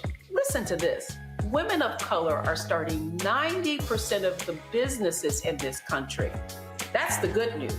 The bad news, as a rule, we're not making nearly as much as everyone else. But joining us on the next Get Wealthy episode is Betty Hines. She's a business strategist, and she's showing women how to elevate other women. I don't like to say this openly, but we're getting better at it. Women struggle with collaborating with each other. And for that reason, one of the things that I demonstrate in the sessions that I have is that you can go further together if you collaborate. That's right here on Get Wealthy, only on Black Star Network. Hey, I'm Deion Cole from Blackish. Hey everybody, this is your man Fred Hammond, and you're watching Roland Martin, my man, Unfiltered.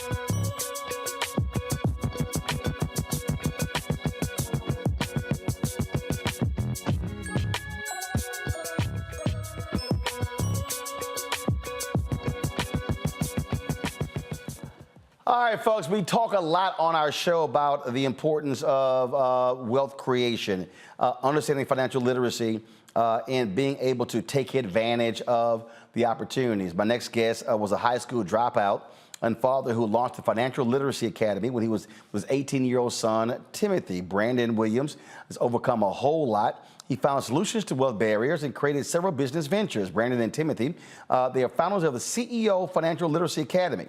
And they join us right now. I'm glad to have both of you here. So first of all, so explain this academy. Exactly what is it? Okay. The academy was created to get back in the community and help the community, the youth, break the financial curse in the community. And what I meant by that is, you mentioned I dropped out of high school in the 11th grade. That was important because I didn't have any resources. And the reason we created the Financial Literacy Academy is because when your parents don't know the rules to money and they don't have any higher understanding about money, credit, finance, where do you go?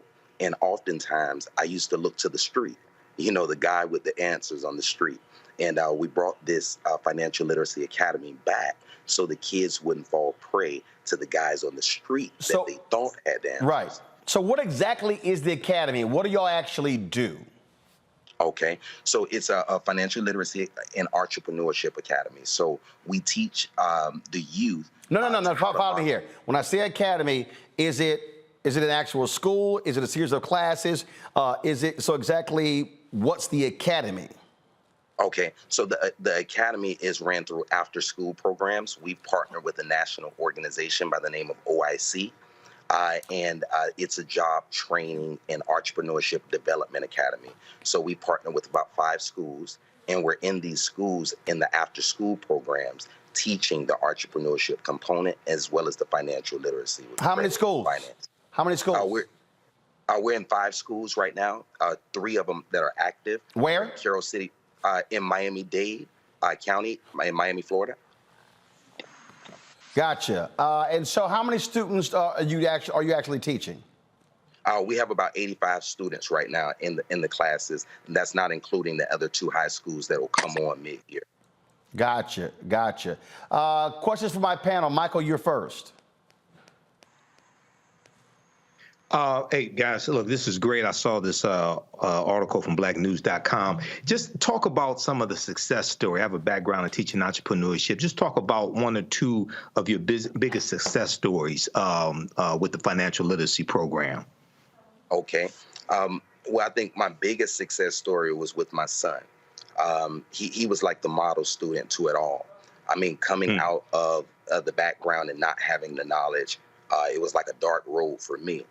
So for him, everything I had learned from my experience of working in banking at a local credit union here by the name of Space Coast Credit Union, I was a loan officer there.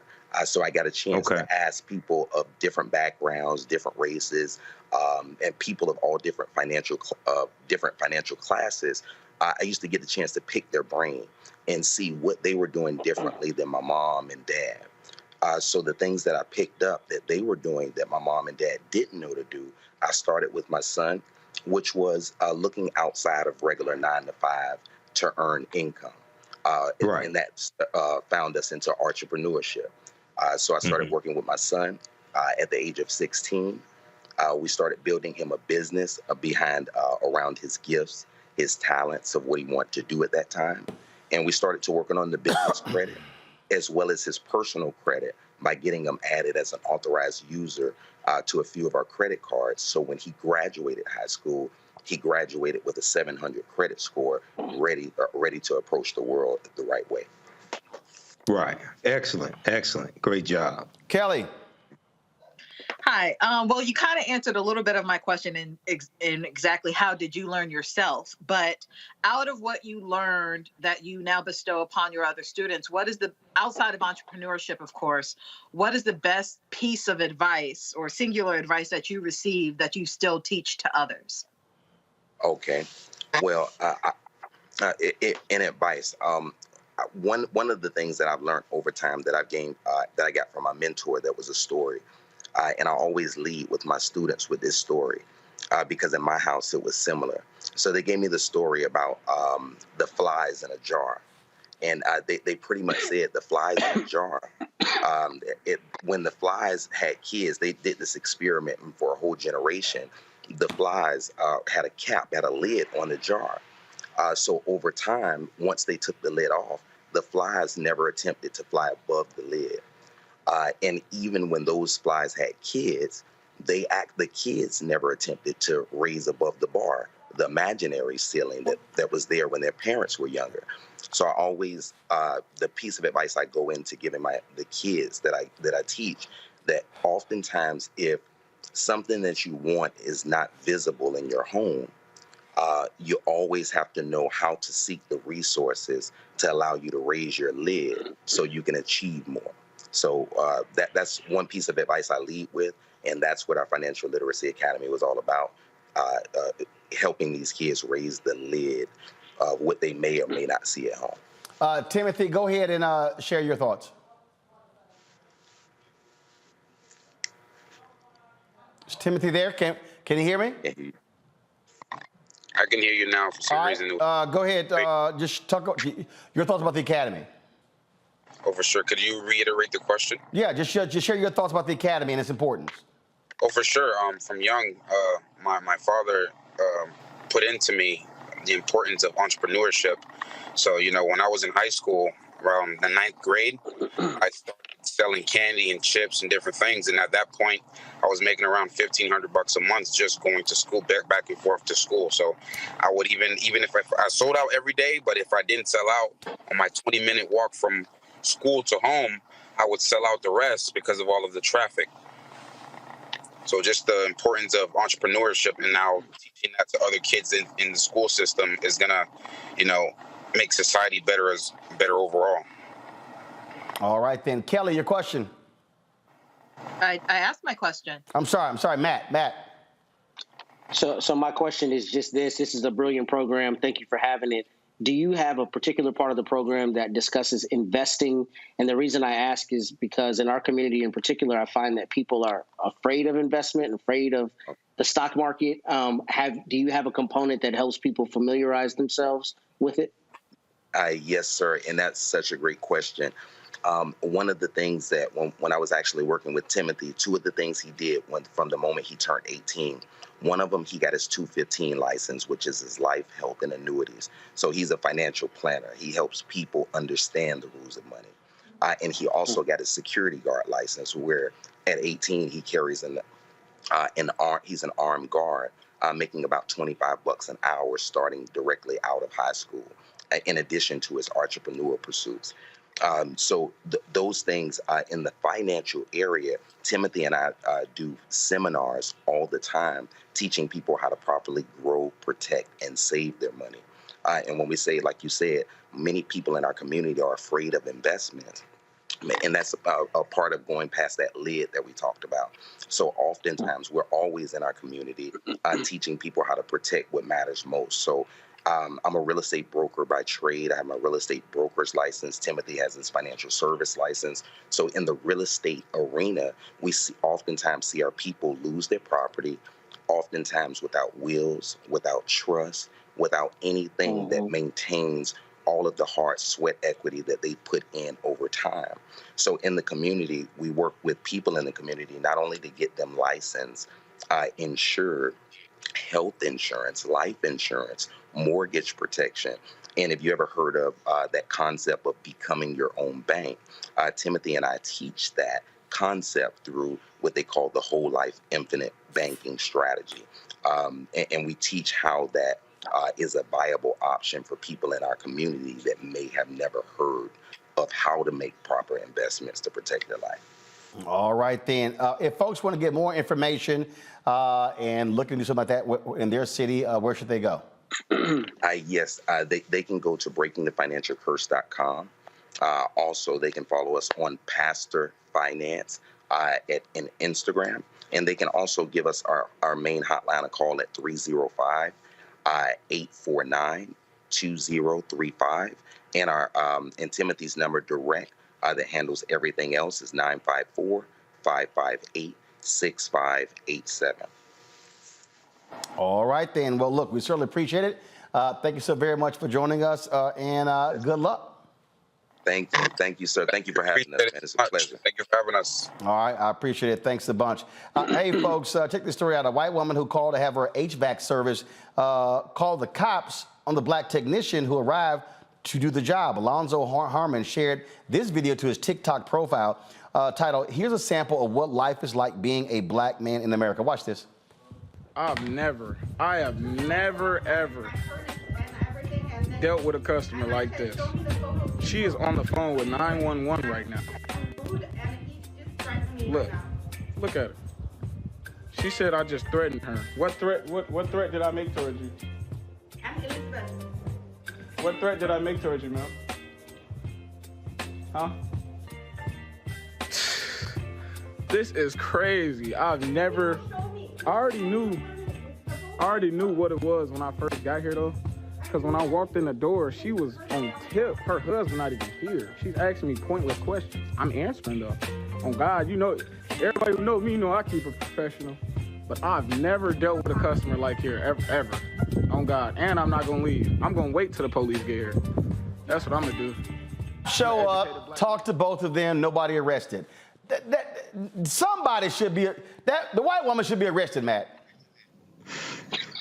Yeah, she should for a false report. Yes. And I don't even know what to say beyond this is absurd. I mean, he's got all the insignia indicating he works for the company, and she just wasn't pleased. The black man showed up at her door, so she called 911. And I chuckle because it is so absurd. I mean, I don't even know what to say beyond it's abhorrent that a person would do this. And I'm glad that he decided to stay, because I was thinking, you know, obviously if she says get off her property, leave her property so you don't have any trespassing issues. But I'm glad he decided to stay, because the police come and they see that not only these kinds of things happen to black people, but if he had left, we might be looking at him trying to defend himself, right? Because who knows what she says when he leaves. So I think he took the right course in recording her and making sure that it was clear he was not in any way menacing her. Indeed. That's what it means. Damn, a brother trying to work and still catching hell. We'll be right back, and we come back. We'll talk about Bethune-Cookman having a new head football coach. Next, the Roland Martin Unfiltered.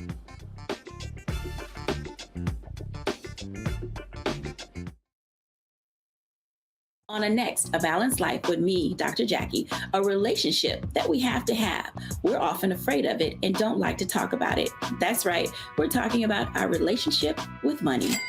And here's the thing, our relationship with money oftentimes determines whether we have it or not.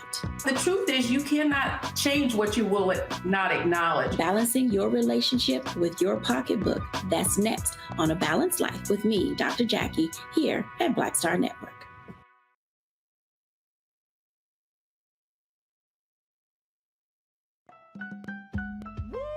We're all impacted by the culture, whether we know it or not. From politics to music and entertainment, it's a huge part of our lives, and we're going to talk about it every day right here on The Culture with me, Faraji Muhammad, only on the Black Star Network. Next on the Black Table with me, Greg Carr.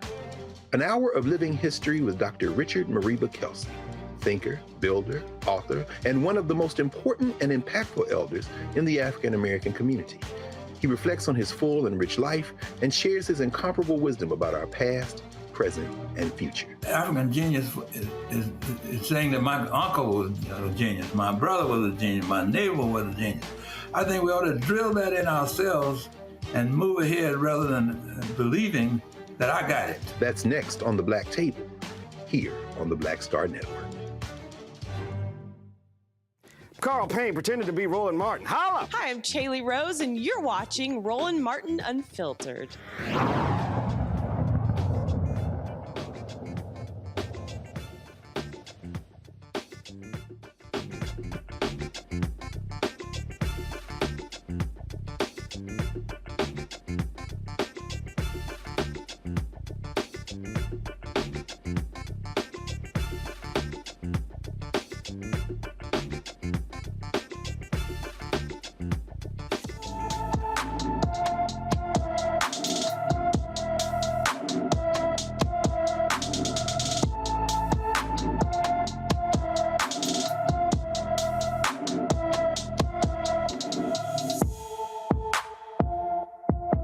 James Zacoli has been missing from Casa Grande, Arizona since January 29th.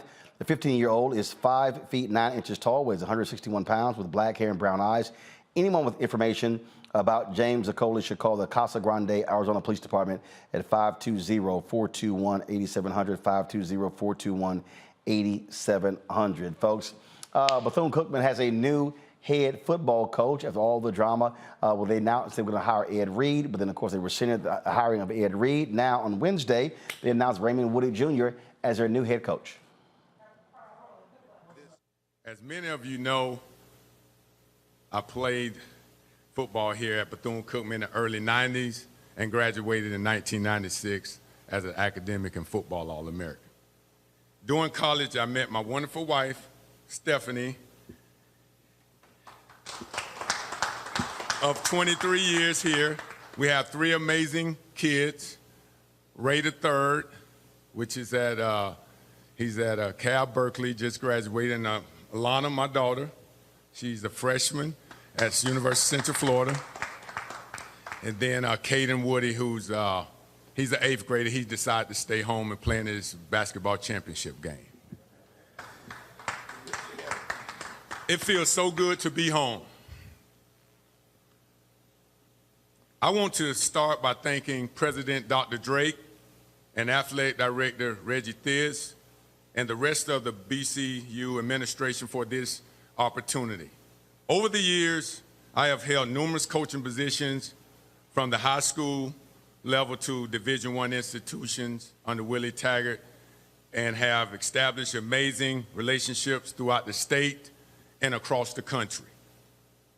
As the next head football coach, I will have a strong focus on creating a winning culture, the academic, personal, and professional development of our players, recruiting the best and brightest from the state of Florida and from around the country, and enhancing our engagement with you all and the members of our university community. Now, in the first 30 days, I will examine and feel our staff individually equally committed to both on and off the field. Then I will meet with all the players individually and get an opportunity to know a little bit more about them as well as them knowing a little bit more about me. Next, team up with the athletics department, including academic, student development, marketing, facilities, and all departments that support us. We will discuss how we can collaborate to strengthen our football program and partnerships. Also, partner with the university community, including senior stakeholders, donors, boosters, alumni, the student body, and the university faculty and staff. I recognize that those relationships are vitally important. To achieve our program goals, our university community will play a pivotal role. You are the backbone of our program. All right, folks. Woody has worked at Florida Atlantic University, Florida State University, University of Oregon, and the University of South Florida.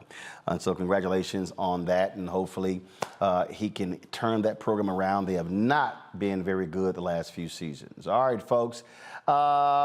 Super Bowl is this weekend. It's the Kansas City Chiefs versus the Philadelphia Eagles. So let's go down the line. I'll start with you, Matt. Who you got on Sunday? I hate the Eagles. I'm a Cowboys fan, so I hate the Eagles. But I honestly want Jalen Hurts to win, so I want Jalen Hurts to win. That's my vote. Wow, you're a trash-ass Cowboys fan. I should have known. See, now that you done talked about, oh, Lord have mercy. Just, ugh. Yeah, matter of fact, I now want the Eagles to win just as y'all can have more pain. Kelly. I mean, considering that most of my friends are Eagles fans, I'm just rooting for everybody black. Yeah. Kansas City got a black quarterback. Like I said, rooting for everybody black. There's a whole bunch of black players on Kansas City team. So you got to pick, Kelly. Everybody black. That is somebody. Yep, I said what I said. That's that bullshit. Michael. I am wearing green. So, Michael. So, Roland, I haven't watched the NFL game since Colin Kaepernick left the league in 2017. You ain't watched I don't watch the Super Bowl. You ain't watched the NFL I'm not game. watching the You ain't watched the NFL game because y'all got an amateur football team in Detroit. Oh, man. And that doesn't help, but that wouldn't call, if they were winning, I still wouldn't watch the NFL. I'm not watching the halftime show. And exactly what I predicted back in 2019 when the NFL co-opted Jay-Z is exactly what's going to happen this Sunday. Remember, at first Jay-Z told the top acts, don't perform for the Super Bowl because of Colin Kaepernick's protest. I said when they co-opted Jay-Z, that was to go do a backdoor to Colin Kaepernick to go get the top acts, and who they have performing? Rihanna. I was correct. I would not be watching That's again. who I'm rooting for. I'm rooting for Rihanna. Is she performing against somebody? She's at the game. I'm rooting for Rihanna. Oh, my goodness. All right, y'all. First of all, I think the Eagles are going to win. They got a much stronger defense. Patrick Mahomes has a high ankle sprain. He's not going to be as mobile as he wants to be. So I have the Eagles winning the Super Bowl. And unlike Stephen A., I love Beyonce. I love Rihanna. I think Rihanna's going to put on a great show. And so looking forward to that. Probably will. Folks, I got to go. Tomorrow, I'm going to be in Virginia Beach. Looking forward to speaking tomorrow. Give me 1 second real quick. I'm going to be giving the keynote speech at the Chesapeake Pearls Foundation. And so looking forward to that. And then, of course, I will not be here on Monday because I will be speaking live at Claflin University at 6 p.m. Eastern. And so Robert Patillo is going to be hosting. Do this here. Make sure that punk-ass Deontay is not a guest on Monday's show. Deontay Johnson, that's right. He needs to go to see a dentist before he comes back. After we knocked his teeth out last time with his craziness. But he's probably somewhere in witness protection with Philip. J. Philip Clay. Philip somewhere in Plainfield, because you know damn well he ain't nobody in Indianapolis ever seen Philip. Nobody. Nobody. But we put his ass in witness protection, y'all. He done protected his tweets, his Instagram posts. That boy done move out of the country. All right, y'all. That's it. Again, Claflin, I'll see y'all on Monday. AK's in Virginia Beach. I'll see y'all tomorrow. I'm flying out literally in 2.5 hours. And so I got to go. Y'all know how we do it. We end the show. Michael, Kelly, Matt, I appreciate it. Cowboys, hashtag hate Cowboys. Deal with it, Matt. I got to go. Holla!